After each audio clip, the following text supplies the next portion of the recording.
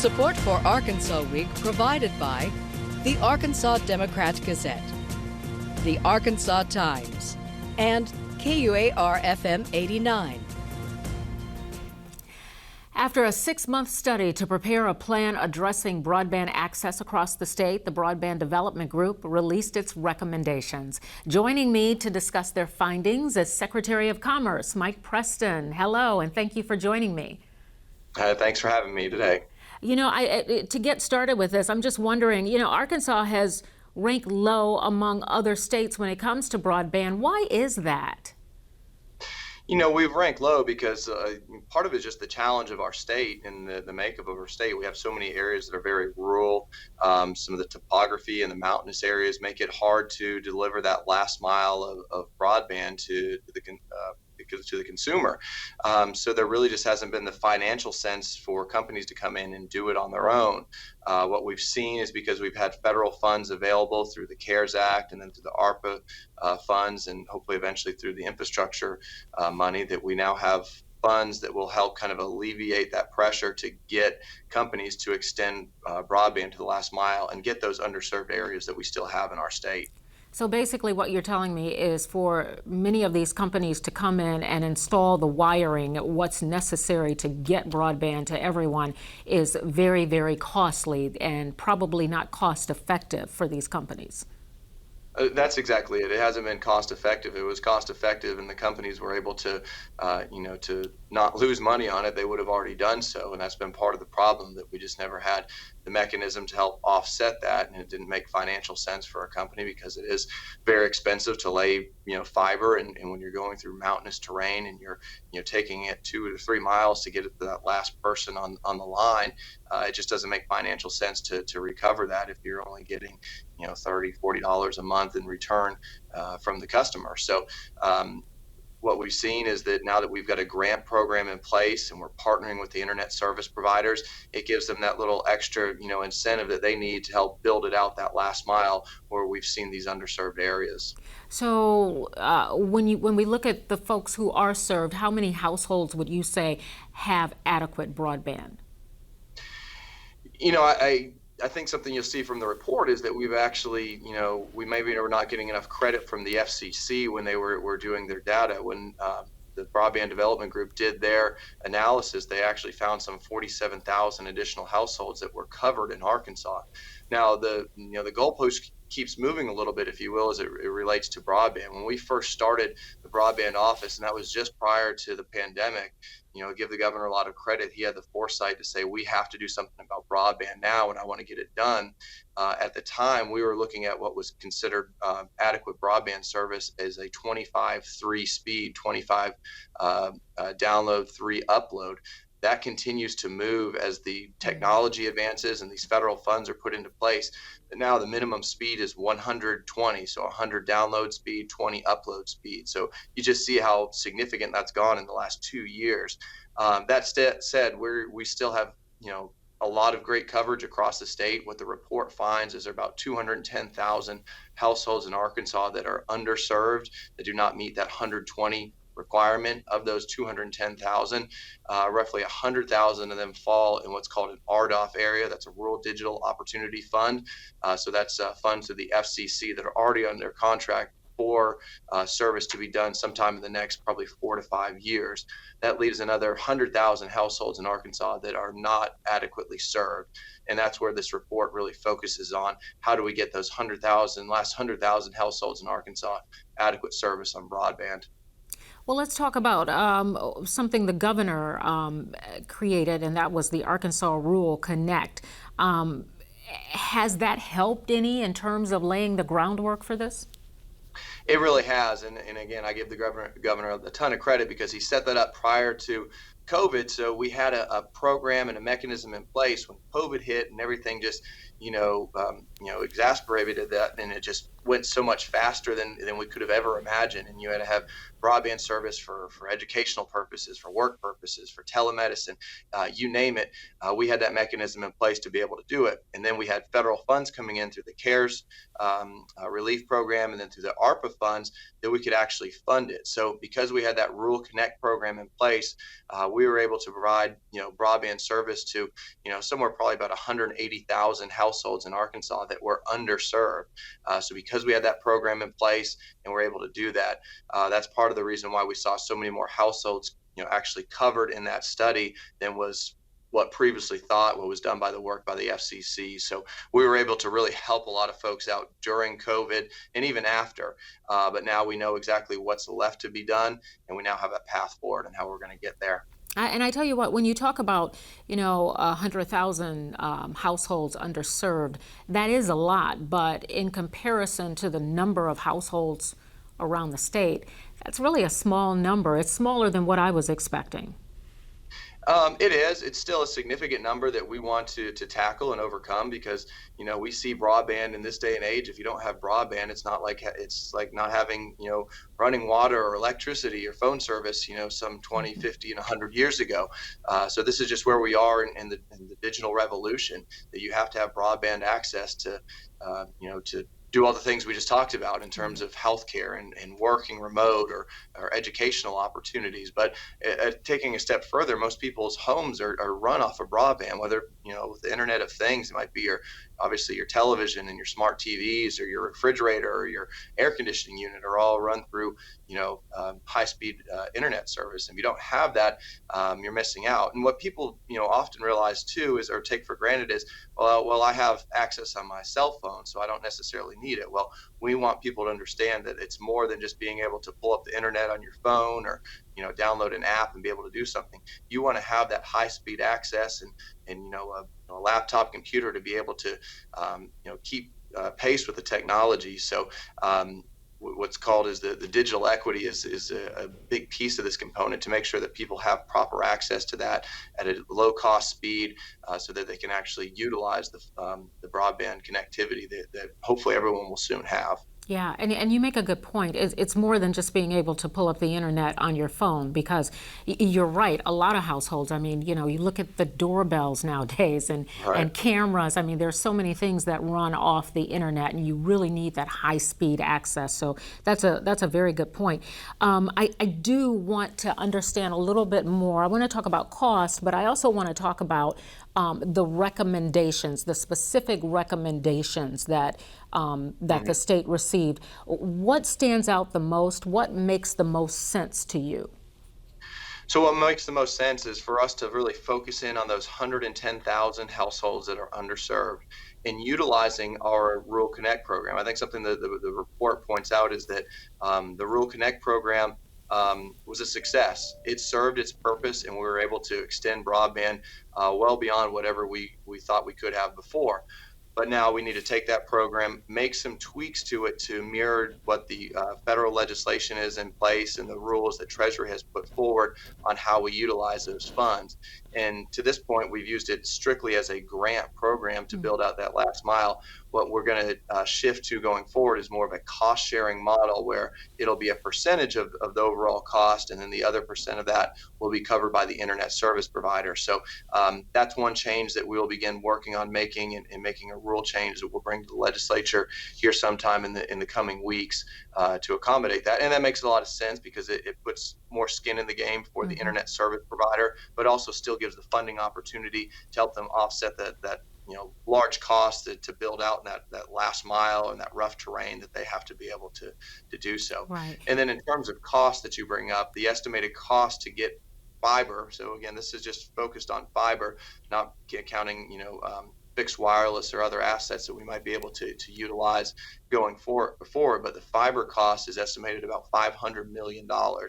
So it is a significant cost, but the good news is that there are funds available, again, through ARPA or through the infrastructure bill that we'll have from the federal government coming into Arkansas, that will help us pay for that $500 million to close that gap. Okay, so, all right, and I totally get that. I understand the state, pitching in and the actual companies that do the installation and all of that. But once everything is installed, we're talking about rural Arkansas. Will Arkansans be able to afford broadband? Because in some places, myself included, I think it costs too much. And that's certainly a concern, and that's where I go back to the digital equity piece. That within the infrastructure bill, there are funds specifically to address the digital equity, to make sure that it is at a cost that is at a price point that most Americans, most Arkansans are able to afford. So that will be something that we look at as we're developing these proposals and working with internet service providers. And some of it's going to be competition, and I think competition will help drive down the price in some areas. But yeah, we want to make sure that the digital equity is available to people, so that they're tapping into those funds to allow them to help pay for a service that doesn't break the bank for them. So it is a concern, but something we'll take into account as we do develop the new rules and regulations for the program.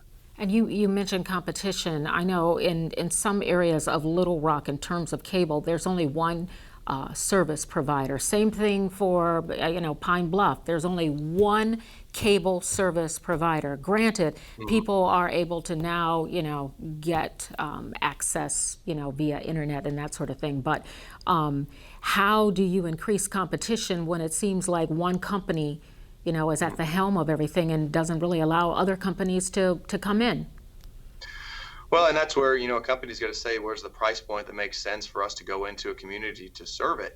I think what you'll see in some of those areas too, where there's, only maybe one provider, maybe the access isn't as fast as people would like, and it doesn't actually hit the now definition of broadband speed, which, as I said before, previously it was 25.3. Just a couple years ago, it was 10.1. It's now 120. Yeah. So if you're not meeting that, then that opens up an area to be eligible to receive one of these grants, or for a company to go in and put a proposal together to partner with the state to increase service in that area. So maybe there's some service, but in our eyes, or in the eyes of the federal government, as it's decided, broadband is defined now, it's underserved. So there is an opportunity for more companies to come in and increase competition, which will ultimately increase the level of speeds in the area, but then also hopefully maybe drive down the cost for the consumer. Okay, Secretary Preston, we have 30 seconds. What's the timetable on getting this done and being able to get broadband to all Arkansans? We want to move as quickly as we can. So we hope to have a big stakeholder meeting here in the next couple of weeks to get feedback from the internet service providers, update the rules to the program in the next couple of weeks, working with our legislative partners. And then as soon as the ARPA funds and infrastructure funds are available for drawdown, we'll start writing these grants and getting this fiber into the ground so people can have better internet access. I'm sure people will appreciate that. Okay, Absolutely. Commerce Secretary Mike Preston, thank you so very much for joining me. And stay with us, we'll be right back.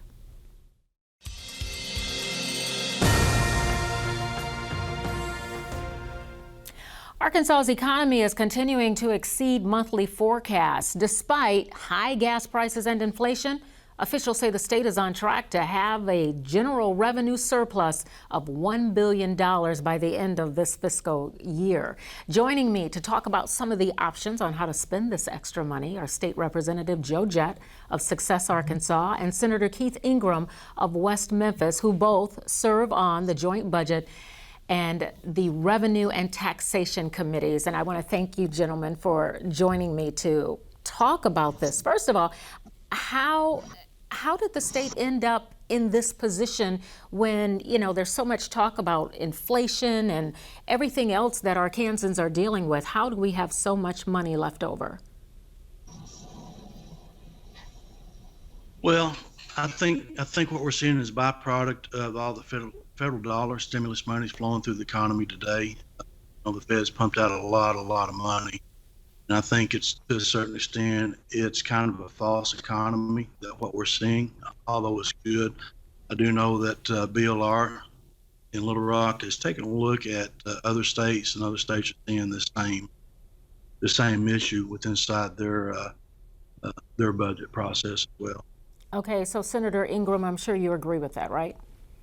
Yeah, I think that's exactly the stimulus money, the impact that it's had. Our revenues, not only in the state, are holding strong, but our local cities and counties' revenue are strong. So I think you have to be prudent with this money. We've been very fortunate in Arkansas in that our governor has been very conservative in budgeting. We've had a chairman of Revenue and Tax in the House, Jett, that is a businessman that has been very conservative in budgeting, and Jimmy Hickey, who is President Pro Tem of the Senate, is a fiscal conservative. So I think that you have to give all of these people credit for putting Arkansas in a position that it's never been before fiscally.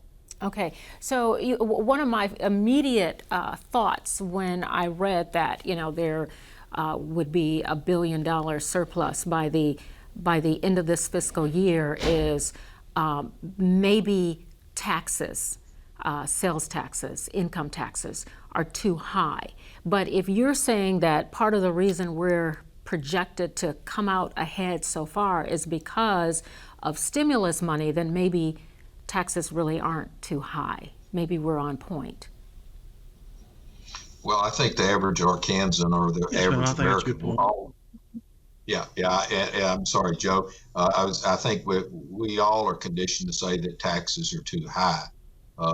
This legislature under this administration has cut taxes in a very responsible manner.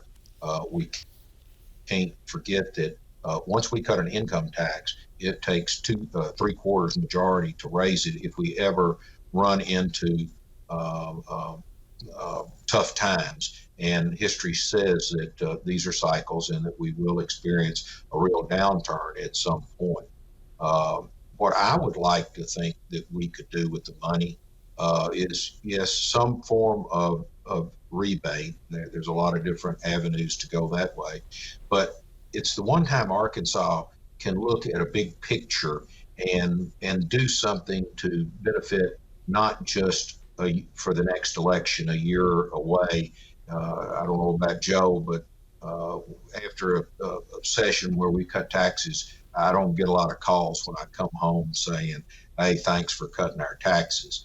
I think we need to look at something extraordinary for the state. I would say, take $250 million and put it into a trust and use that money, the interest income off that money, to fund teacher salaries, to fund teachers in rural areas, any school that has to employ waivers in order to meet certain criteria in education.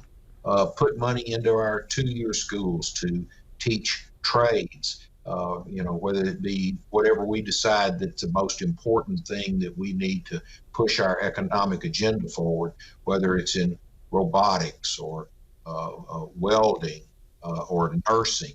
For about $180 million, we could make our 2-year schools tuition free. Okay, well, Senator Ingram, you make a very good point.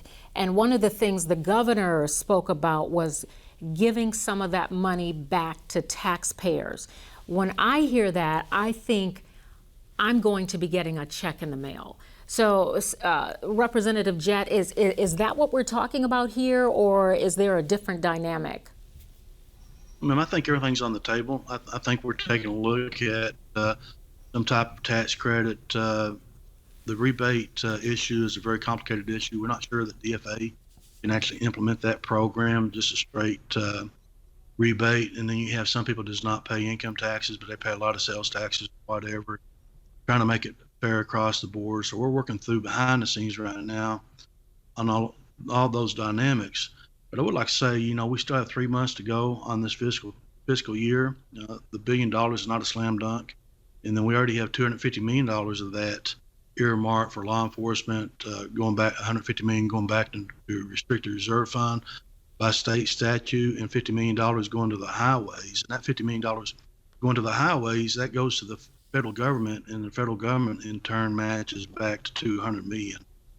So that $250 million is already earmarked. So the $1 billion is potentially $1 billion is maybe a little bit disingenuous when we tell the people of Arkansas that there's going to be a $50 billion surplus. That some of it has already been spent. Well, I will say this: even if it's $750 million in surplus, that's still sizable. And I have to wonder, though, when you look at the big picture, we are where we are right now. Inflation has hit Arkansans extremely hard. So do we really need to spend this money? Do we need to come together and figure out ways to spend it? Or should we just save it and keep it for the next governor? I think there's a bumpy path forward. I think the stimulus money is going to stop. It's been the first time since the pandemic hits where the U.S. economy has shrank in the first quarter. So I think there's a bumpy path forward. We have tax cuts on the books until 2025 that's going to be implemented down to 4.9 top marginal rate. So I'm all for giving taxpayers money back if we can do it in a responsible manner to where we can kind of control the process and make sure it's fair across the board. But also, there's other things that we can do. We can actually conform to a lot of the federal tax codes, if you will, right now. So like depreciation schedules. Farmers and businessmen, they use a federal depreciation schedule on the federal side and a different one for the state side. If we can conform that, it's going to cost $300 million on the front end to do that, but it would all equal out over a 5 or 7 year period, depending on the depreciation schedule people use. So there's a lot of things out there floating around that we can do to help the businesses in the state of Arkansas or the tax. But I'm concerned right now that when the money stops flowing, the federal dollars stop flowing, I think that we have a bumpy path forward. And I think this is, I don't see the horse get out of the barn before the barn door. I totally follow you on that. Senator Ingram, do you agree with that? Yeah, I agree with Joe. I mean, we started this conversation with it predicated that there would be a $1 billion surplus. Now that would be on top of $1.2 billion that is in the catastrophic fund. It's it's very important from a business aspect to make sure that we prepare for times that are going to be lean. And as Joe said, we still have 3 months left in the year. And I think that whatever comes out, there will be a push for, tax cuts, some shape, form, whether the governor calls us in for that or not. But I think if we have the surplus, a combination of fiscally responsible cuts, along with some big picture ideas that we've never had the opportunity to do in Arkansas that could make a difference for generations, we should factor that into the mix as well. So with that said, do you feel there's a need for a special session for you all to come together and decide what should be done with this extra money? Right now, where I sit, no, ma'am. I think we need to sit down and have just a clear path forward of what we want to do.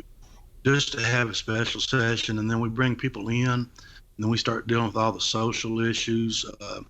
People, we're in campaign season right now, and I know it's hard to believe, but my colleagues sometimes they want to campaign, on social issue bills. And but until we get, a policy roadmap, blueprint, whatever you want to call it, mapped out, I would not be for a special.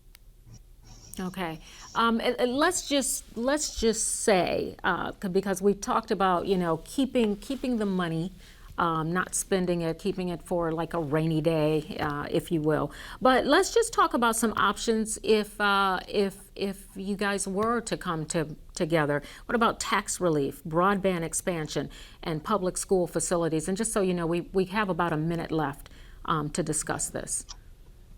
Broadband is one thing that is universal. It doesn't matter whether you're a Democrat or Republican. I think that was a high priority for the legislature. And certainly, when I go drive by a community in another state, I always judge their school systems, rightly or wrongly, by the curb appeal and how their facilities look. That makes sense. You agree with that? Yes, ma'am. Typically, Keith and I, we probably agree a little bit too much sometimes, I guess. But I can't think of a better person to agree with. But yes, I think everything that the senator said today, I'm totally in agreement with. I think at the end of the day, we have issues out there in schools, public education, whatever, that we need to address with some of this money and to shore up our fiscal policy to help hardworking Arkansans. Mm-hmm. It should be what our goal should be with it. Well, I will tell you, a lot of people would say that it's great to see that, that the state is doing so well, especially in these tough economic times. I believe we have run out of time, but one of the things I will say, I love that the two of you agree. It is nice to be able to see that. It's something we don't always see. So thank you for that. And I want to thank you both, State Senator Ingram and State Rep Jett, for joining me for this episode of Arkansas Week. And I also want to thank you for joining us as well. I'm Donna Terrell, and I will see you next time on Arkansas Week. Take care, everybody.